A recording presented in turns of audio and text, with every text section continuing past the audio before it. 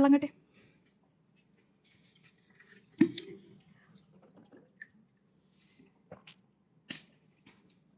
കണ്ടില്ലേ, ഇതാണ് പ്രധാന പ്രശ്നം. നമ്മൾ ഏതെങ്കിലും ഇമ്പോർട്ടൻറ്റ് മീറ്റിംഗിൽ ഇരിക്കുമ്പോഴോ അല്ലെങ്കിൽ പള്ളിയിലോ അമ്പലത്തിലോ പ്രാർത്ഥിക്കാൻ നിൽക്കുമ്പോഴോ ക്ഷണിക്കപ്പെടാത്ത ഒരു അതിഥിയായിട്ട് ഒരാൾ കയറി വരും.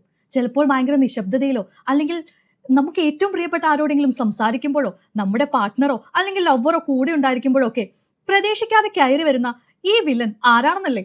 അതെ, ഹിക്കപ്സ്.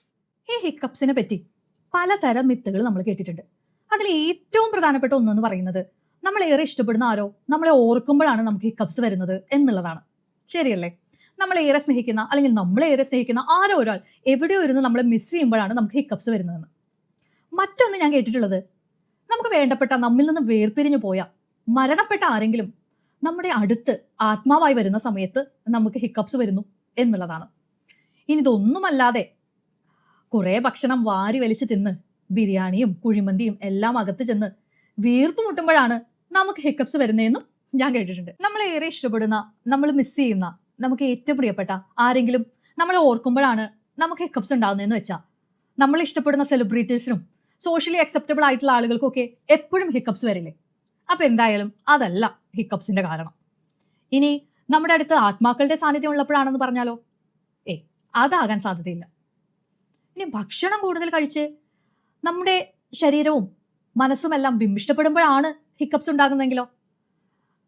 അതിന് നേരിട്ട് വലിയ കണക്ഷൻ ഒന്നുമില്ല. അപ്പൊ എന്താണ് യഥാർത്ഥത്തിൽ ഹിക്കപ്സിനുള്ള കാരണം? നമ്മുടെ ശരീരത്തിലെ ഏറ്റവും വലിയ ബ്രീത്തിങ് മസിലാണ് ഡയഫ്രം. നമ്മൾ ബ്രീത്ത് ഇൻ ചെയ്യുമ്പോൾ ഡയഫ്രം ഡൗൺ ആവുകയും ബ്രീത്ത് ഔട്ട് ചെയ്യുമ്പോൾ ഡയഫ്രം അപ്പ് ആവുകയും ചെയ്യും. എന്നാൽ ചില സമയത്ത് ഈ ഡയഫ്രത്തിന്റെ കൺട്രോൾ നമ്മുടെ കയ്യിൽ നിന്ന് അങ്ങ് പോകും. അപ്പോൾ ഭയങ്കര ഫാസ്റ്റ് ആയിട്ട് എയർ നമ്മുടെ ലെൻസിലോട്ട് പമ്പ് ചെയ്യും. ഈ സമയത്ത് നമ്മുടെ വോക്കൽ കോഡ്സ് ഉണ്ടാക്കുന്ന ശബ്ദമാണ് ഹിക്കപ്സ്. എന്നാലും എന്തായിരിക്കും ഇതിന്റെ കാരണം?